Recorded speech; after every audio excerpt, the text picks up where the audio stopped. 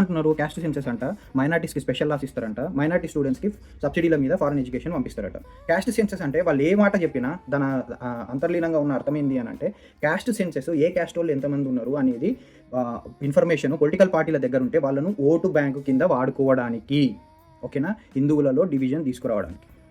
రెండోది, మైనార్టీ స్టూడెంట్స్నే ఎందుకు పంపిస్తారు, అందరికి పంపిస్తామని ఎందుకు చెప్పలేరు? సరే, అది పక్కన పెట్టేస్తే ఇంకా రిజర్వేషన్ని 50% నుంచి ఎత్తేసి పెంచుతారట. సో దానివల్ల మన కాంపిటేటివ్ వరల్డ్లో మన కంట్రీ కాంపిటీషన్లో పార్టిసిపేట్ చేస్తుందా, అయినాకు వస్తుందా? దానివల్ల మన కంట్రీకి ఏ విధంగా ఉపయోగపడుతుంది అని అడగండి. రెండోది, క్రిమినల్ లాస్లో బెయిల్ ఇచ్చే ప్రొవిజన్ తీసుకొస్తామంట. ఏ లాస్కి తీసుకొస్తారు?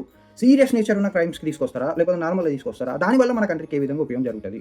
ఇవన్నీ అడగకుండా ఈ 3 క్వశ్చన్స్ అయితే ఖచ్చితంగా అడగండి. ఏంది, ఎంఎస్పీ లీగలైజ్ చేస్తారట, ఆడాళ్ళకి లక్షణం లెంతను అకౌంట్లో వేస్తారట, వెల్త్ను రీడిస్ట్రిబ్యూట్ చేస్తారట. ఓకేనా? ఫస్ట్ ఎంఎస్పీ లీగలైజ్ చేసడము, లేకపోతే ఆడాళ్ళకి లక్షల